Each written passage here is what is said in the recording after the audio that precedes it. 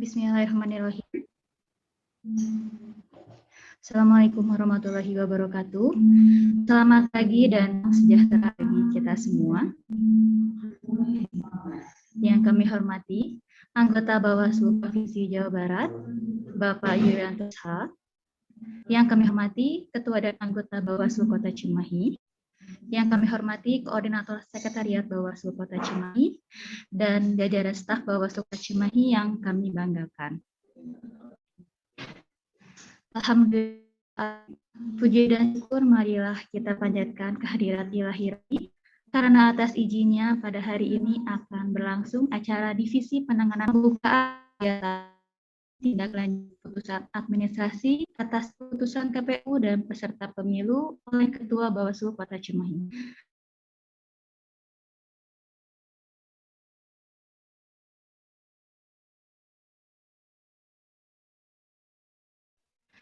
Maaf, pembukaan kegiatan pengawasan tindak lanjut putusan administrasi atas putusan KPU dan peserta pemilu oleh Ketua Bawaslu Kota Cimahi. Kepada Bapak Disapwali, dipersilahkan.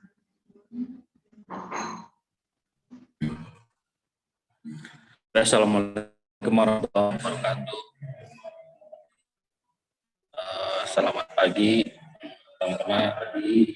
Yang saya hormati pimpinan kami, Pak Yulik. Yang saya hormati Pak Diar, rekan saya, dan yang lainnya, serta jajaran staf yang sudah memfasilitasi kegiatan ini.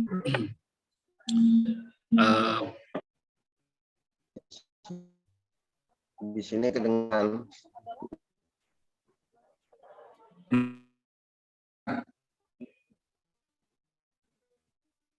Bisa dilanjut.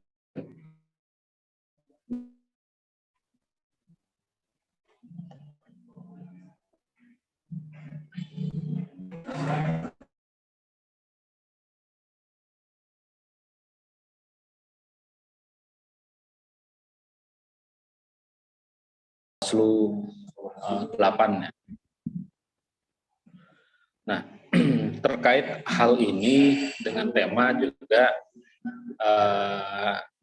kami melihat ada sedikit kekosongan hukum di mana di Kota Cimahi ini pernah terjadi terkait penanganan administrasi yang dulu pada pemilu tahun 2019 yang lalu, di mana Bawaslu Kota Cimahi pernah menangani penanganan administrasi ya, dugaan pelanggaran administrasi, di mana salah satu peserta pemilu caleg pada waktu itu dari PAN, Pak Dedi, mengajukan gugatan administrasi. Cuman gugatannya itu diajukan pasca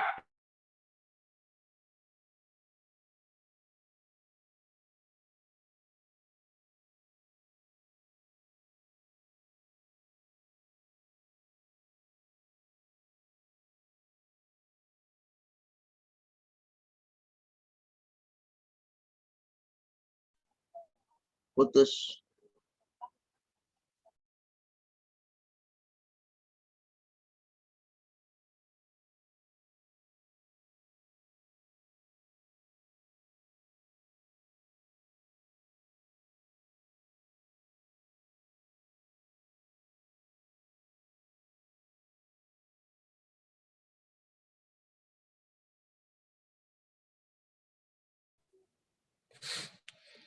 ya, sinyalnya turun naik kayaknya.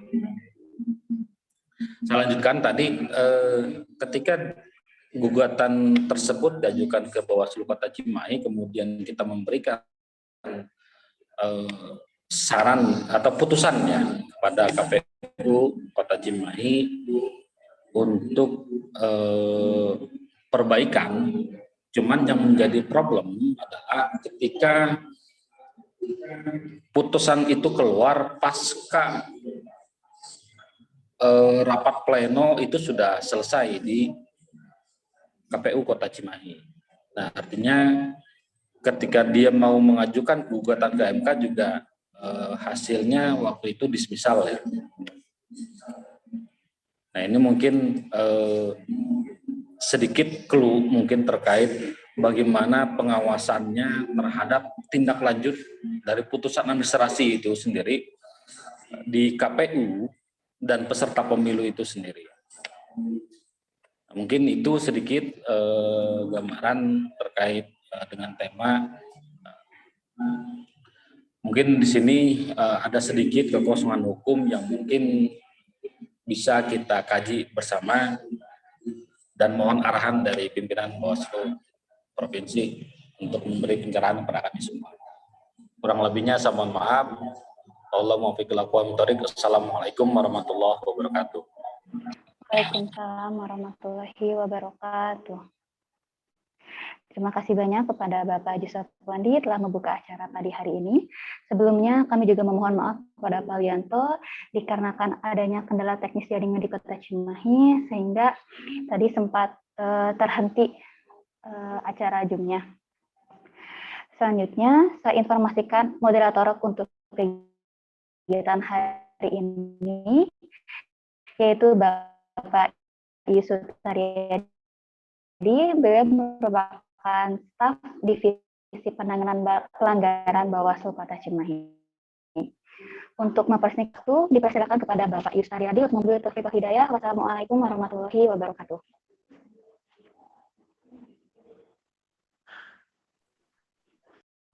Waalaikumsalam warahmatullahi wabarakatuh. Assalamualaikum warahmatullahi wabarakatuh. Sampurasun. Selamat Hari Santri Nasional tahun 2021. Yang terhormat pimpinan Bawaslu Provinsi Jawa Barat, Bapak Yulianto. Yang terhormat Ketua Bawaslu Kota Cimahi, Bapak Yusuf Wandi. Yang terhormat pimpinan Bawaslu Kota Cimahi, Bapak Diar Ginanjar sebagai Korbid Penanganan Pelanggaran. Yang terhormat pimpinan Bawaslu Kota Cimahi, Bapak Ahmad Yasin, Korbid Pengawasan. Dan yang terhormat pimpinan yang lainnya yang mungkin belum bisa saya sebutkan satu persatu. Dan yang terhormat Kepala Sekretariat Bawaslu Kota Cimahi beserta jajaran staf sekretariat yang alhamdulillah pada pagi hari ini telah hadir siap mengikuti rapat internal Bawaslu Kota Cimahi. Mohon maaf sebelumnya, yang terhormat pimpinan Bawaslu Kota Cimahi SDM Pak Ahmad Hidayat, yang terhormat pimpinan Korbid Penyelesaian Sengketa Bapak Yana Mulyana. Baiklah, Bapak Ibu yang kami muliakan pada pagi hari ini, tentunya di dalam rapat internal Bawaslu Kota Cimahi yang tadi telah disinggung oleh Pak Ketua, mengambil tema pengawasan tindak lanjut atas. Tentunya pimpinan Bawaslu Kota Cimahi perlu kami mendapat arahan atau penjelasan yang konteksnya kalau kita mengambil pengalaman pemilu di 2019, alhamdulillah di Cimahi ada satu kasus yang dapat diselesaikan penyelesaian pelanggaran administrasi dengan sidang acara cepat. Tetapi di sana kalau kita mengacu pada putusan MK, kalau putusan Bawaslu itu ada kekosongan hukum. Sehingga inilah yang menjadi PR buat kami bahwa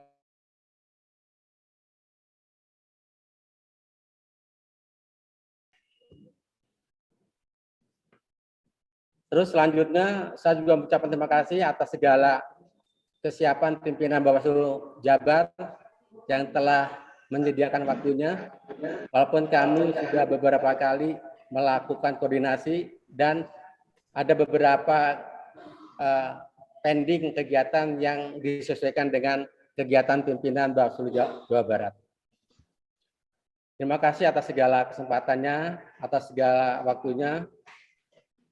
Oleh karena itu, untuk mengoptimalkan waktu, kami persilakan pimpinan Bawaslu Jawa Barat untuk melakukan paparan atau sharing terhadap kami yang ada di Bawaslu Kota Cimahi. Waktu kami persilakan. Terima kasih. Assalamualaikum warahmatullahi wabarakatuh.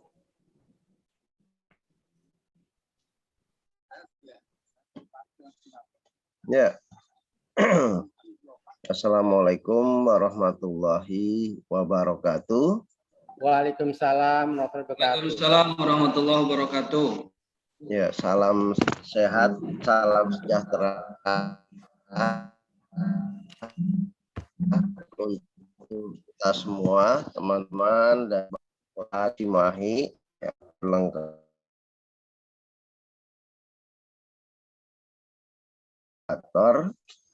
Yang hadir di kesempatan kita kali ini rapat RDK ya kita ya. Ini RDK ya, rapat di dalam komputer.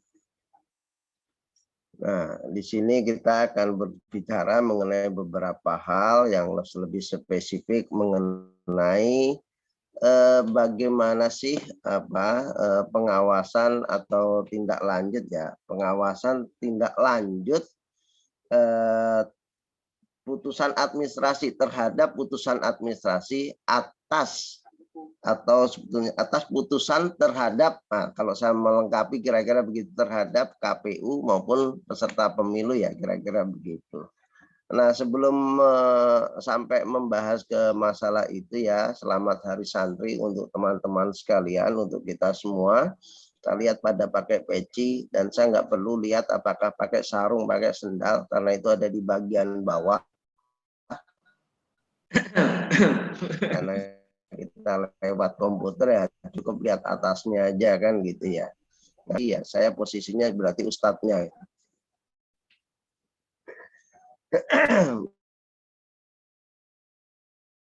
Kebetulan kita sedang Zoom di meeting yang lain, di link yang lain.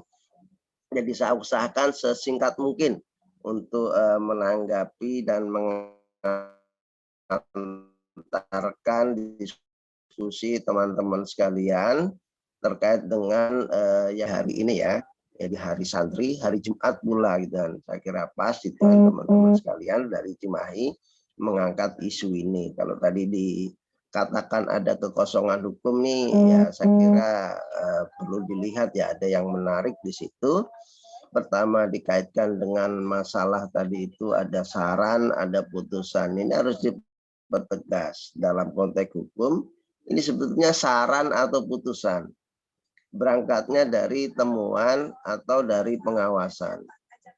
Rekomendasi atau apa kira-kira gitu, itu awalnya di situ, kemudian sehingga jelas tindak lanjutnya akan seperti apa. Lalu yang berikutnya itu kapan diberikan, apakah setelah KPU menetapkan putusan pleno tadi, putusan pleno tentang yang mana, terkait dengan masalah apa, ini juga harus diperjelas. Pertanyaan sederhana lebih jauh lagi, kalau disederhanakan adalah sebetulnya apa sih pelanggaran atau administrasi itu gitu loh. Ini hal yang agak bias kalau kemudian tidak dibatasi dengan jelas. Teman-teman sekalian, kalau mengacu kepada pelanggaran, kita ingat ada 3 kategorisasi jenis pelanggaran, ya, etik, kemudian pidana, lalu administrasi. Di luar itu masih ada sisa yang dibungkus. Soal kategori sapu jagat yang disebut sebagai pelanggaran hukum lainnya. Kan begitu. Nah, mengenai pidana sudah jelas. Berlakulah asas-asas pidana, disebut pidana kalau dia itu diatur dalam undang-undang, level regulasinya undang-undang, sanksinya. Sehingga tidak boleh orang dipidana kecuali atas atau sudah diatur di tindakan tersebut dalam norma setingkat undang-undang. Jadi tidak bisa Perbawaslu kemudian menetapkan sebuah tindakan ini sebagai tindak pidana sementara di undang-undang itu tidak ada, misalnya begitu. Lalu etik itu apa? Nah, ini juga sudah mulai bias. Kalau etik secara umum ini perilaku dan sebagainya, tetapi kemudian terjadi semacam distorsi yang ini juga seperti karet bisa melebar, bisa kemudian kembali ya mengkerut menjadi sebuah norma peraturan DKPP. Etik penyelenggara pemilu. Padahal etik ini jauh lebih tinggi daripada norma atau lebih mendasar daripada sekedar norma-norma tertulis sebuah aturan. Dia perilaku yang bersifat soal kepantasan, pantas tidak pantas, baik atau buruk yang didasarkan kepada adat kebiasaan masyarakat di dalam sebuah komunitas itu. Jadi tidak bisa dibelenggu hanya kepada sebuah peraturan. Kalau begitu menjadi pelanggaran bukan lagi etik tapi pelanggaran terhadap aturan, jatuhnya kan bisa begitu. Nah ini kadang-kadang berkembang, ternyata di luar yang tertulis di dalam peraturan DKPP mengenai etik ini bisa dikenakan, tapi kadang-kadang strict di situ. Nah ini juga persoalan. Maka setelah ada pidana kemudian etik, pertanyaannya kemudian administrasi itu ada di mana? Ini yang menjadi persoalan saat itu. Maka kemudian penjelasan mengenai administrasi itu adalah pelanggaran aturan perundang-undangan mengenai pemilu kecuali yang mengandung unsur pidana dan sengketa. Padahal sengketa penjelasan di belakangnya itu juga menjadi bias. Nah, ini yang menjadi sangat luas mengenai pelanggaran administrasi itu sendiri, sehingga administrasi ini apakah berkaitan dengan proses, dengan administratif, ya tata cara, prosedur, atau hanya sekedar masalah penulisan misalnya dan sebagainya. Nah ini yang sampai saat ini kemudian belum ada penegasan secara khusus mengenai administratif, apalagi dikaitkan dengan belum lagi apa itu yang masuk di ranah sengketa.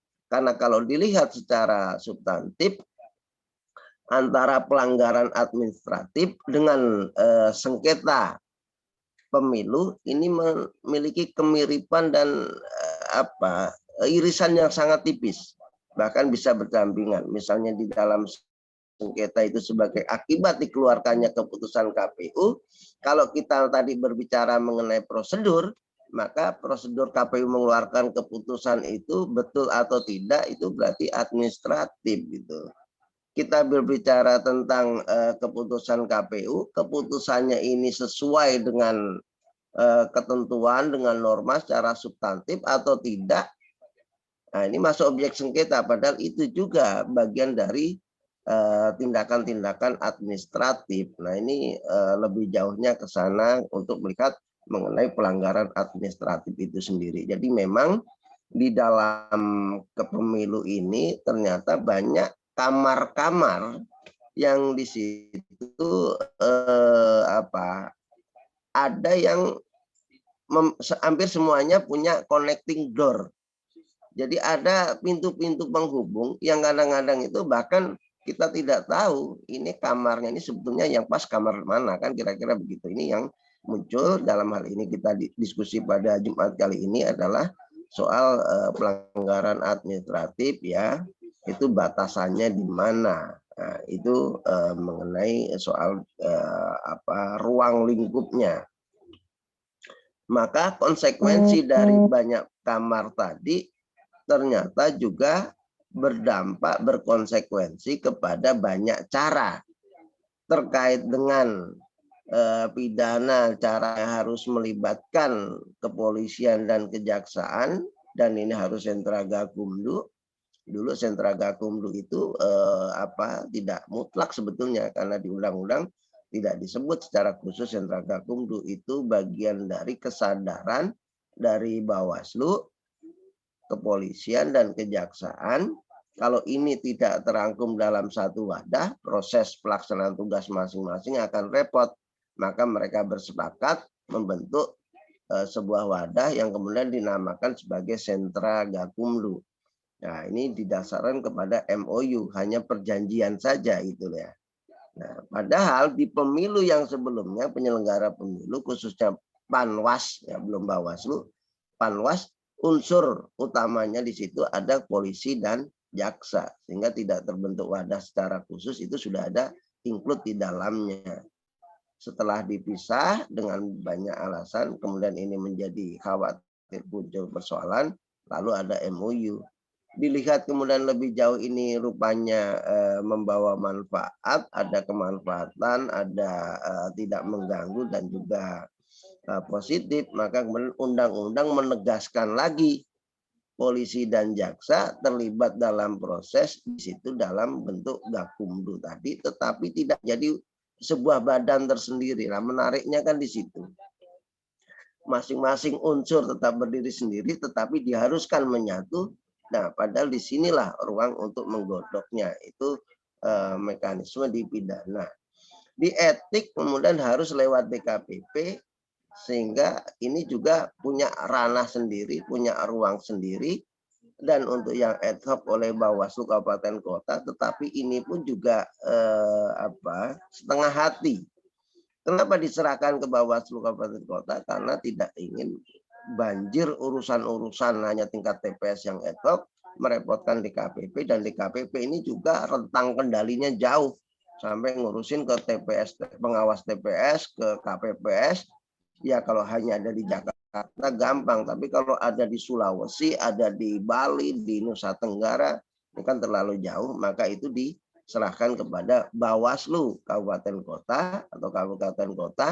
Tapi problemnya, ini putusannya pun juga tidak jelas apakah putusan Bawaslu KPU di tingkat kabupaten kota itu sama derajatnya dengan putusan DKPP. Padahal dalam melaksanakan tugasnya, ini merupakan pendelegasian atau mandat dari tugas DKPP.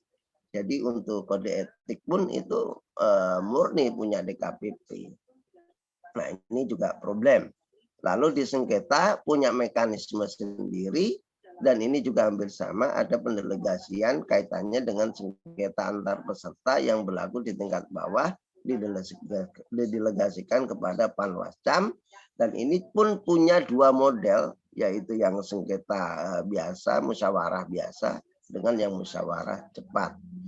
Administrasi pun demikian pula. Ada mekanisme yang di situ juga secara biasa, ada yang secara cepat, yang itu kemudian diklasifikasikan kembali berdasarkan derajatnya. Derajat berat, sedang, dan ringan.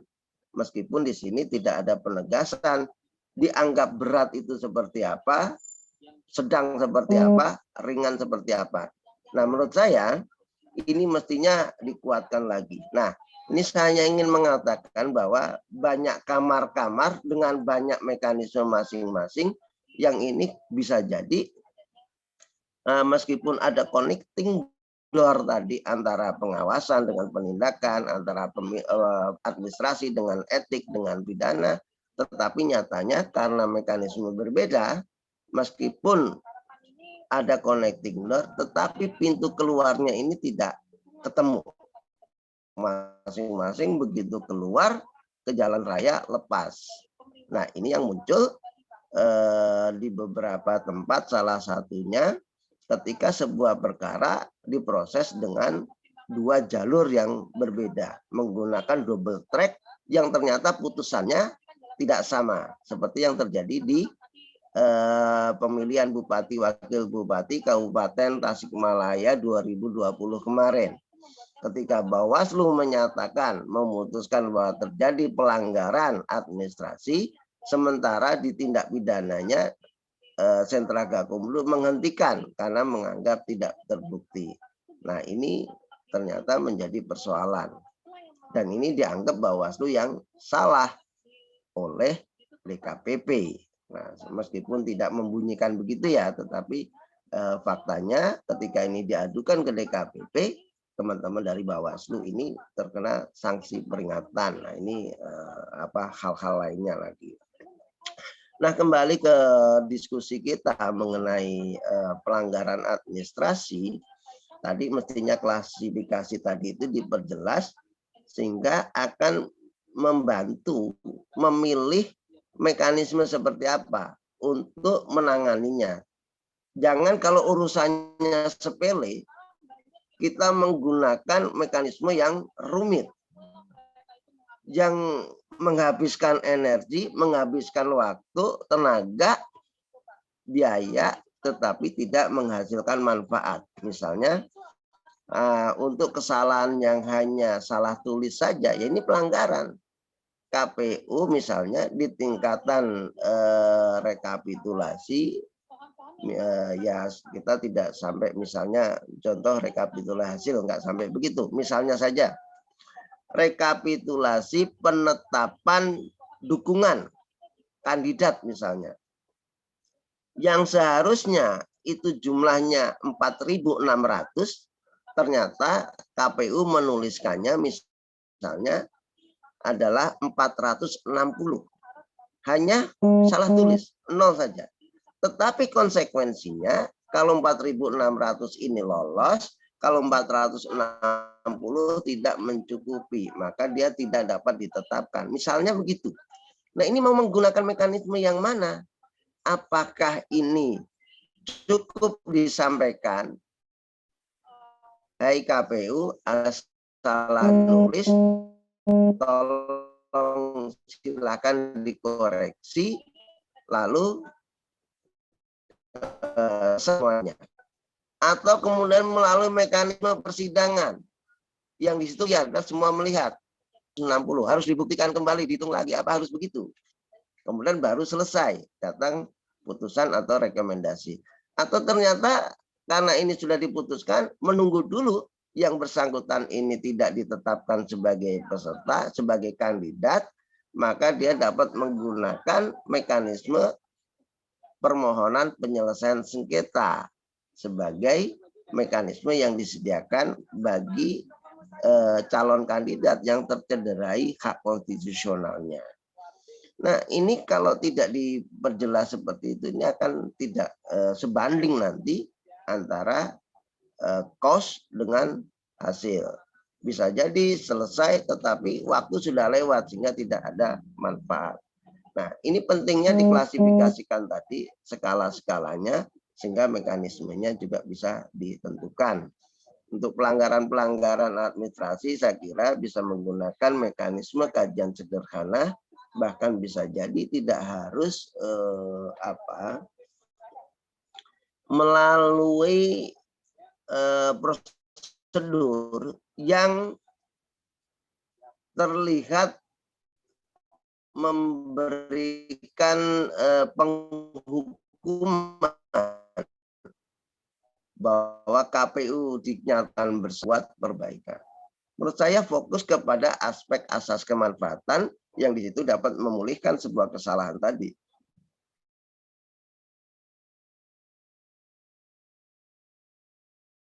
Ada sengketa, ada segala macam. Karena pada sebelum-sebelumnya adanya ruang penyelesaian sengketa ini karena ada ketidakjelasan administrasi tadi yang di situ sanksinya itu saat itu hanya berupa memberikan surat peringatan saja misalnya hanya seperti itu atau kemudian memerintahkan rekomendasi tetapi tidak tegas. Maka dengan penyelesaian sengketa Bawaslu punya daya eksekutorial, punya kekuatan untuk memaksakan putusannya, maka itu digunakan. Tetapi sebetulnya objeknya ini adalah pelanggaran administrasi. Nah, ini di dalam perubahan atau penyusunan undang-undang mengenai pemilu serentak 2019 ya, di Undang-Undang 7 2017 ini didorong selesai di pelanggaran secara administratif. Kira-kira begitu.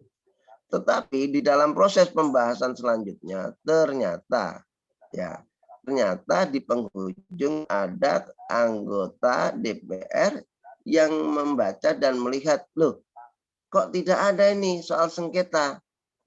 Oh iya, udah masukkan saja. Sehingga terjadi double pengaturan mengenai beberapa hal yang tadi sudah coba dicarikan jalan keluar melalui mekanisme pelanggaran administratif, kemudian muncul melalui penyelesaian sengketa misalnya. Nah, ini kemudian menjadi beberapa hal yang problem di implementasi. Tetapi untungnya Bawaslu dan para peserta ini sudah familiar dengan adanya perbedaan-perbedaan ini sehingga tidak muncul persoalan di dalam prakteknya. Ini yang menarik di situ. Proses pengaturannya kemudian sudah ada, mekanisme pelanggarannya, kita langsung saja setelah diputuskan kemudian bagaimana, kan begitu tadi ya, di persoalan kita dari situ. Setelah diputuskan bagaimana.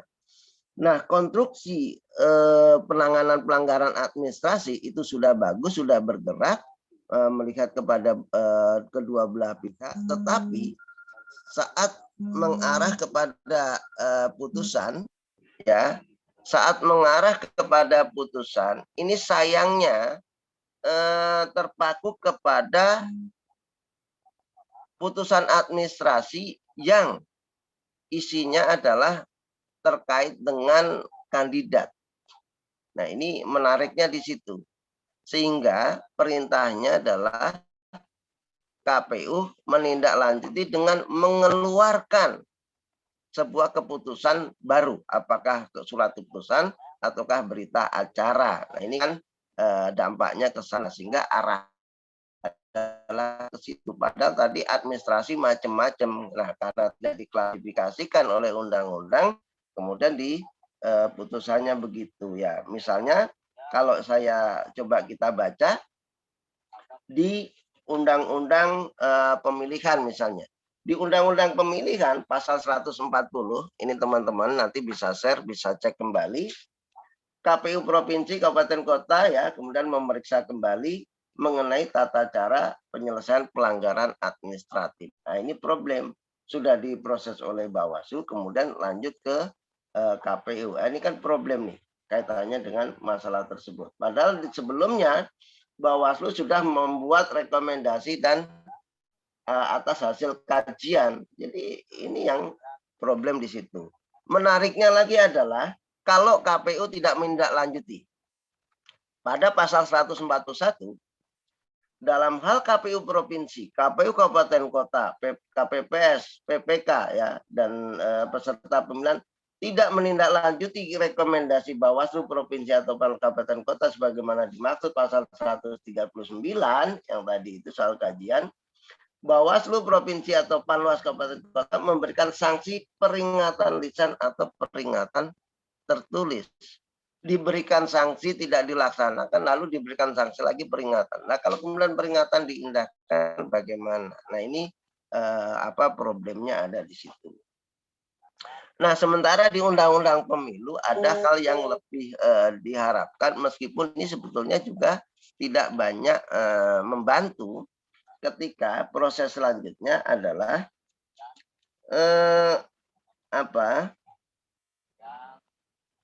dalam hal KPU di pasal 464 ya. Dalam hal KPU Provinsi Kabupaten Kota sampai ya PPS ya, atau peserta pemilu tidak menindaklanjuti putusan Bawaslu Provinsi Kabupaten Kota, maka Bawaslu mengadukan ke DKPP. Berproses kembali. Nah, ini yang problem. Nah, lalu bagaimana kalau begitu? Kan begitu. Kalau ternyata tidak DKPP padahal sudah dibatasi untuk mengatur masalah etiknya, kan begitu. Bisa memberikan sanksi dan sebagainya.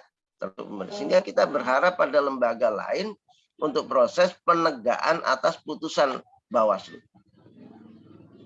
Maka di sini mestinya ada pintu keluar yang diberikan oleh undang-undang pada pasal 465 atau pasal terakhir dari bab mengenai penanganan pelanggaran administratif, bahwa ketentuan lebih lanjut mengenai penyelesaian pelanggaran administrasi pemilu diatur dengan peraturan Bawaslu. Di sini Bawaslu punya ruang yang sangat luas untuk mengatur bagaimana mekanismenya sampai dengan mekanisme pengawasan terkait dengan tindak lanjut atas putusan tersebut. Apakah kemudian ini diberikan sanksi peringatan dan sebagainya, atau kemudian terkait dengan masalah ini dapat menjadi salah satu pertimbangan bagi pengadilan, bagi pihak-pihak lain yang terkait dengan hal tersebut. Karena urusan pelanggaran administratif itu ternyata luas, bisa beserta kaitannya dengan soal batas waktu, soal apa segala macam ini ya, syarat-syarat, dokumen dan sebagainya. Lalu putusannya seperti apa? Padahal ini tidak boleh juga melanggar aturan perundang-undangan.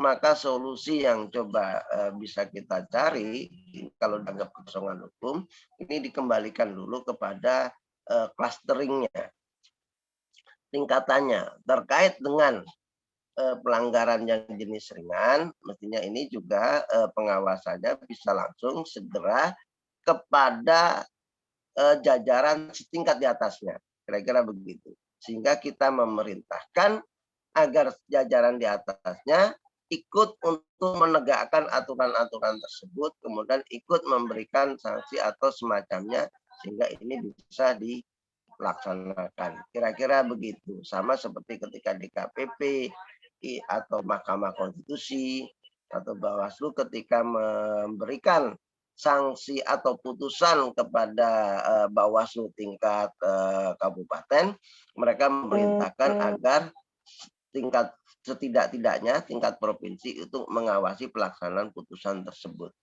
Nah, maka Bawaslu dapat juga mengatur demikian di dalam peraturannya adalah memerintahkan, ya, tegas saja memerintahkan kepada jajaran di atasnya, misalnya PPK ya kepada KPU kabupaten atau kota untuk melaksanakan ya atau mensupervisi apapun itu bagi terlaksananya putusan administratif tersebut. Barulah kalau kemudian atasannya yang tidak melaksanakan tugasnya juga, maka bisa menggunakan mekanisme tadi agar kita Bawaslu menyampaikan kepada DKPP sesuai dengan norma yang ada di undang-undang. Kita tidak bisa membuat putusan baru misalnya, tetapi mengadukan ke DKPP bahwa penyelenggara yang dimaksud ini telah melanggar etik sesama penyelenggara, tidak menghormati sebuah putusan yang ini bagian setara dengan norma perundang-undangan, dan juga tidak melaksanakan tugasnya, bahwa selain melaksanakan tugas dan kewajiban yang ada di dalam rentetan undang-undang di KPU ini, mereka juga ada salah satu klausul di situ, yaitu melaksanakan tugas lain yang diperintahkan oleh aturan perundang-undangan. Dan itu jatuh di dalam peraturan Bawaslu yang termanifestasikan lebih jauh di dalam putusan pelanggaran administratif. Saya kira kita ruang-ruang itu yang bisa kita lakukan untuk mekanisme pengawasan atas tindak lanjutnya, baru kemudian yang lainnya saya kira bergerak di ranah etik tadi, lalu bergerak di ranah administratif. Lebih dari itu kita bisa menggunakan mekanisme lain, tetapi ini bagian penguat saja, bukan mekanisme pengawasannya, tetapi penguat. Untuk itu maka sinergi antar lembaga, antar instansi, institusi ini harus dibangun dengan kuat. Dengan jajaran Muspida, sehingga mereka juga bisa memantau bahwa ini kepentingan bersama, sehingga KPU minta untuk melaksanakan putusan tersebut. Kepada penegak hukum ini akan berdampak kepada stabilitas, kepada ketertiban, kepada keamanan. Jadi mau tidak mau ini harus dilaksanakan. Kira-kira begitu. Kemudian kepada jajaran lain juga demikian. Nah, ini yang bisa dilakukan untuk menguatkan tadi ya.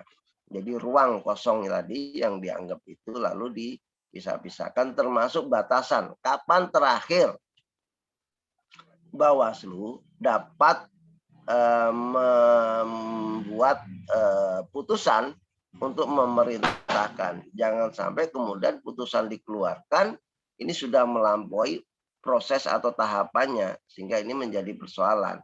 Nah, ini yang juga muncul di dalam pemilihan 2020 kemarin, ketika sudah berproses sampai ke Mahkamah Konstitusi, laporan pelanggaran disampaikan. Nah, mestinya ini ada batasan-batasan yang tegas sampai di mana orang bisa melaporkan, kemudian Bawaslu bisa merekomendasikan dikaitkan dengan tahapan-tahapan. Saya kira itu yang ingin saya sampaikan untuk memancing dan mengatakan diskusi kita di kesempatan kali ini. Mudah-mudahan nanti bisa mendapatkan solusi, gambaran-gambaran, atau minimal yang menginventarisasi persoalan-persoalan yang lebih detail, lebih spesifik lagi kaitannya dengan diskusi kita mengenai bagaimana sih pengawasan atas tindak lanjut putusan pelanggaran administrasi tersebut.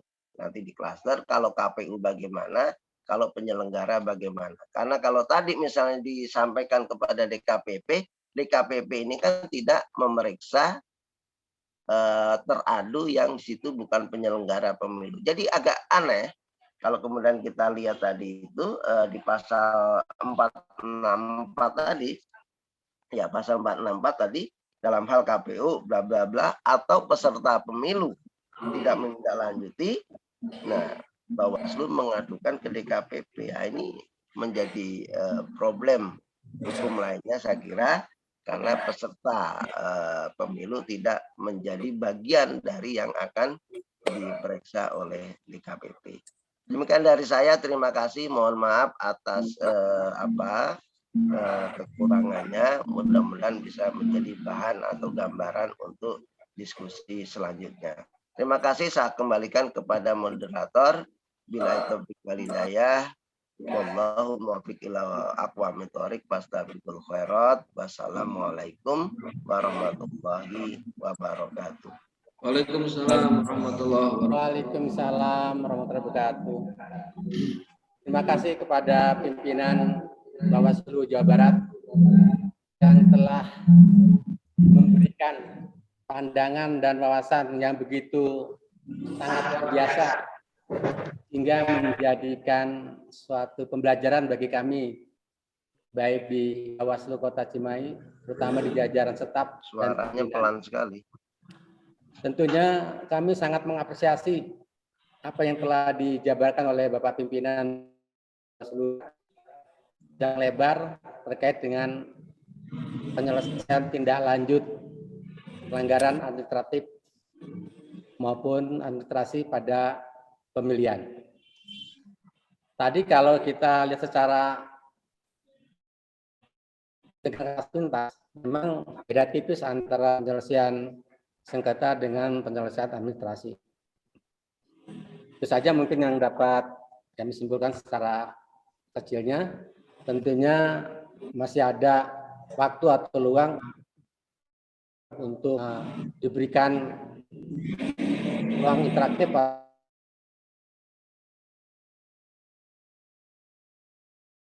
perlu disampaikan atau ditanyakan, kami persilakan untuk pimpinan atau staf sekretariat, dipersilakan.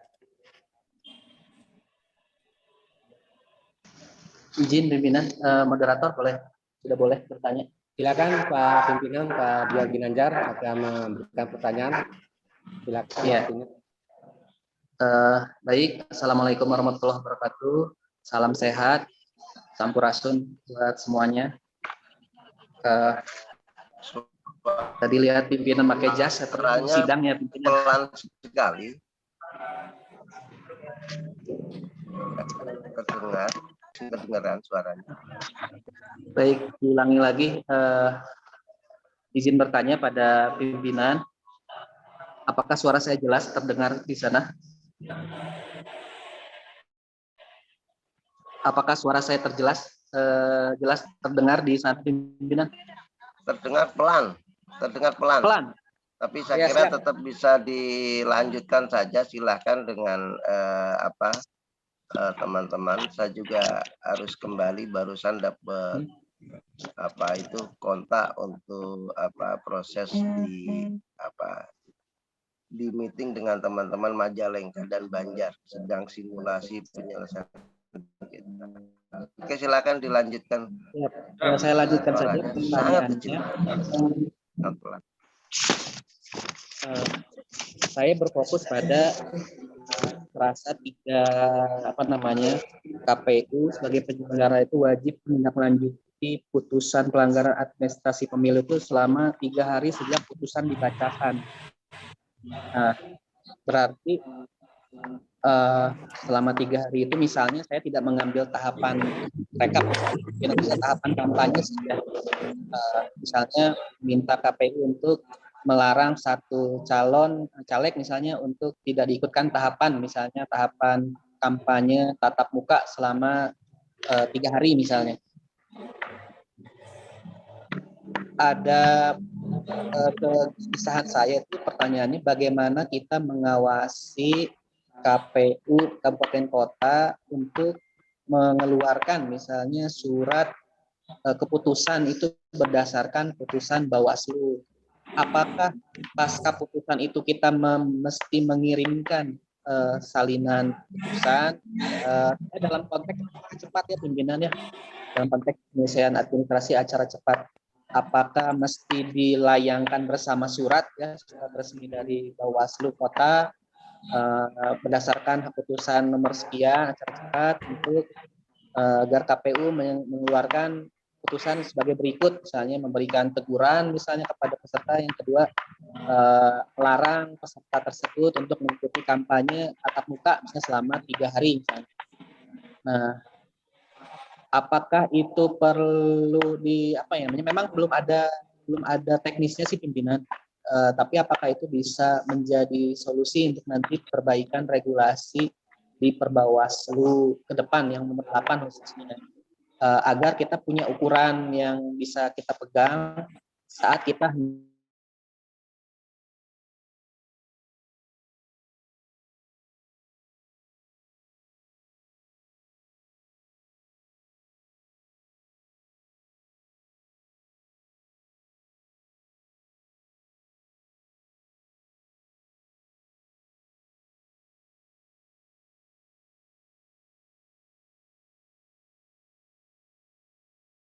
surat PT itu, maka itu buat saya menjadi dasar 8 ke depan gitu ya.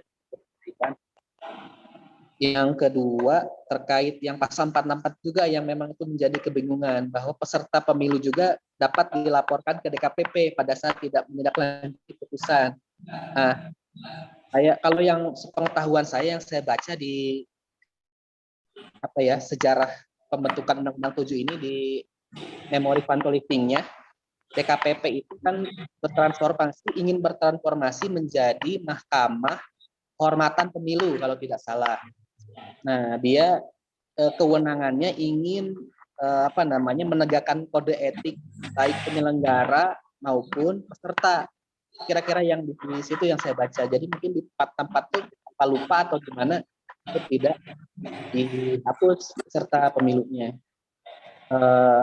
Itu yang kedua. Yang ketiga, ini yang terakhir, mudah-mudahan bisa mendapatkan arahan bahwa keputusan Bawaslu terkait penanganan pelanggaran administrasi pemilu kan salah satunya bersifat korektif, pimpinan, memperbaiki prosedur yang salah, mekanisme yang salah, tata cara yang salah.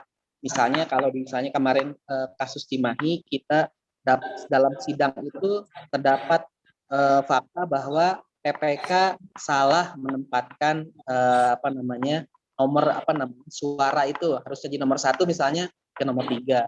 Nah, Bawaslu Kota Cimahi mengeluarkan putusan itu agar KPU memperbaiki kesalahan itu. Nah, kira-kira pada saat putusan Bawaslu Cimahi dikeluarkan dan tidak dilakukan upaya korektif oleh KPU Cimahi, kita hanya melakukan upaya pelanggaran kode etik penyelenggara ke DKPP, ada ruang disalurkan gitu pimpinan. Padahal itu kan harapan pencari keadilan kan melaporkan ke Bawaslu agar prosedurnya yang salah dia mendapat keadilan. Itu saja pimpinan pertanyaan dari saya. Terima kasih. Wassalamualaikum warahmatullahi wabarakatuh.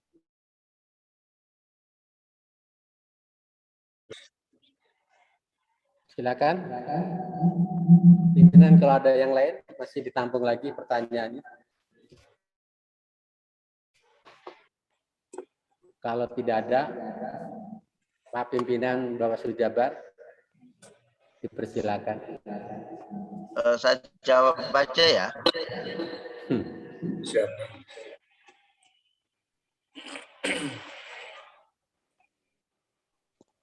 Halo. Siap, lanjut Bang.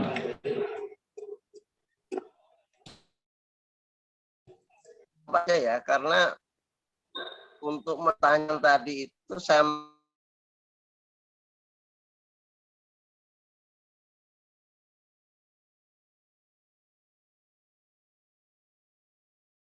daripada nanti lupa lagi dan saya harus berlama-lama seperti bertelepon.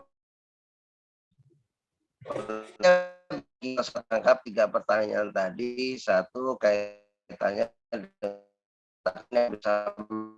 dengan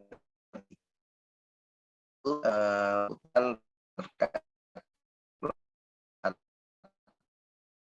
yang dua tadi soal menjaga penegak etik peserta dan 3 kaitannya dengan mekanisme korek tapi tidak di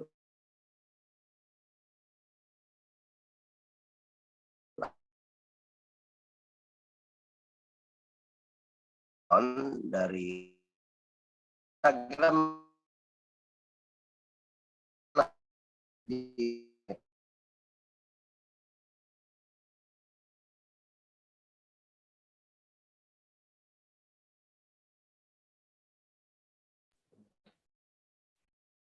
Terputus, Pak Pimpinan.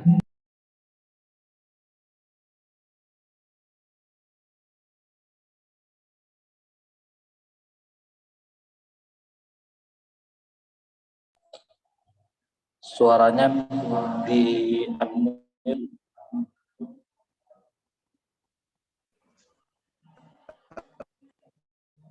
tersambung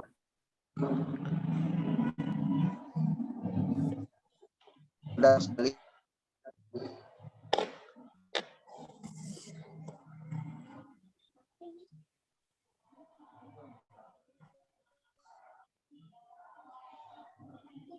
putus-putus suaranya, Bang.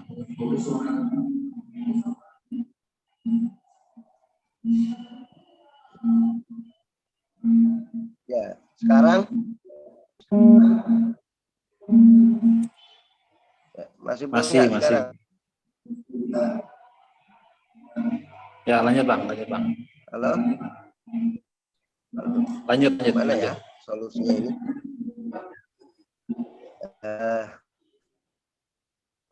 Oke, coba. Atau saya matikan kamera aja, barangkali terganggu kali ya. Ya, boleh. DKPP keinginan akan menjadi lembaga penegak etik pemilu, saya kira ya sah-sah saja, boleh saja ya. Itu bagian dari keinginan, dan apalagi kalau kemudian pasal 464 bunyinya seperti itu, maka yang kalau dalam konstruksi hukum ini bukan salah undang-undangnya, karena secara hierarki dia lebih tinggi. Dan juga tidak bisa menyalahkan DKPP, tetapi ini ada yang harus dilengkapi menurut saya. Ada peraturan DKPP atau Ini ada yang menarik lagi nih. DKPP mestinya membuat konstruksi bagaimana menerima pengaduan dengan teradu peserta pemilu, bukan KPU. Nah ini belum ada ini. Ini mestinya ada ke sana konsekuensi dari pasal 464. Problemnya adalah di pasal berikutnya 465 pengaturannya itu tidak oleh DKPP, tetapi dalam peraturan Bawaslu. Nah, yang berkaitan dengan etik di norma yang lain, dia tidak menyebut mengenai peserta pemilu soal penegakan etiknya. Ini kan ada aturan-aturan yang berkaitan itu. Setelah kita bicara tentang sengketa tun, kemudian majelis ya khusus itu ya perselisihan hasil, tata cara hasil. Nah, kemudian di sana ada tindak pidana dan di situ ada salah satu nanti ya di dalam masalah penegakan hukum juga sebelum masuk kepada penanganan pelanggaran umum itu ada yang diatur dengan pelanggaran etiknya. Nah, di etik itu tidak berbicara mengenai hal tersebut. Ya, ini di pasal 456 dan seterusnya, 468, 460 sini ketentuan lebih lanjut mengenai tim pemeriksa daerah barulah kemudian di dalam oleh TPD. Penyelenggara pemilu wajib melaksanakan putusan DKPP. Tidak ada mengatur mengenai peserta. Problem. Ya, bab atau bagian kedua pelanggaran kode etik penyelenggara pemilu ini semuanya berbicara mengenai penyelenggara, tidak berbicara mengenai peserta. Nah ini yang mestinya ketemu alurnya bagaimana untuk proses-proses di penegakan supaya putusan pelanggaran administrasi berkenaan dengan yang tadi disampaikan soal yang sifatnya korektif tadi. Nah sinilah sebetulnya titik temu yang antara penguatan di penyelesaian sengketa dengan di administrasi itu ya korektif itu, pemulihan keadaan. Percuma saja orang dihukum kalau kemudian tidak dikoreksi kesalahannya. Kira-kira kan begitu. Jadi bukan hanya menggunakan teori penghukuman, teori pembalasan, tetapi terutama adalah teori pemulihannya. Jadi orang bisa saja kemudian tidak diberikan sanksi, peringatan dan sebagainya, tetapi diperintahkan untuk melakukan koreksi. Koreksi ini yang penting. Ya, soal koreksinya ini yang justru terpenting ada di situ. Bagaimana supaya koreksi atas kesalahan itu bisa dilakukan. Nah, ini yang mestinya diberikan ruang-ruang untuk proses pelaksanaan tersebut. Ya, kira-kira seperti itu.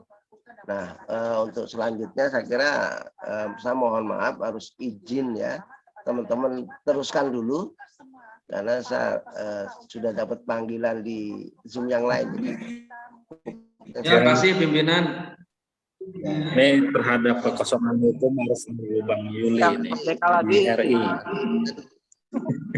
FDK terus. Dalam komputer. Tuh.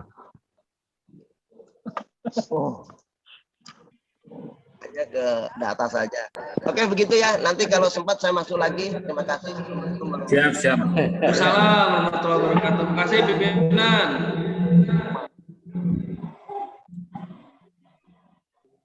Nanti saya Pak Pimpinan telah silakan memberikan pandangan dan jawaban, tetapi nanti kalau kami kurang jelas bisa dilakukan luring hingga dicari momennya. Baiklah, pimpinan dan rekan-rekan yang saya banggakan, saya hormati, kegiatan rapat biasa Bawaslu Kota Cimahi dengan narasumber Pak Yulianto dari Bawaslu Provinsi Jawa Barat, Koordinat Penyelesaian Sengketa. Terima kasih Pak Yuli, selamat bertugas, selamat Hari Santri Nasional. Baiklah, untuk acara selanjutnya kami serahkan ke MC untuk ditindaklanjuti. Sekian, terima kasih. Assalamualaikum warahmatullahi wabarakatuh.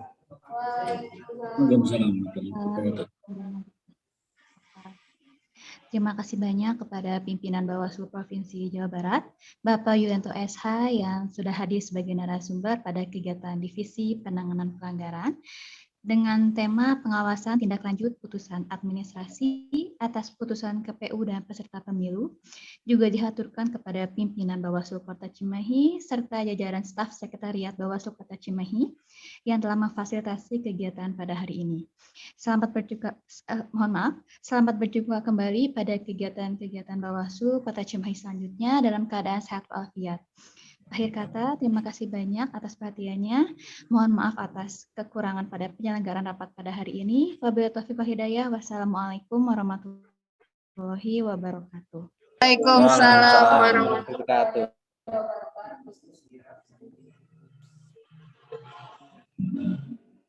Pak Ahmad ngopi, Pak Ahmad ngopi apa? Ngopi. Ngopi. Ini tadinya buat Pak Yuli, tapi Pak Yulinya nggak datang. Ya wis, buat kita aja.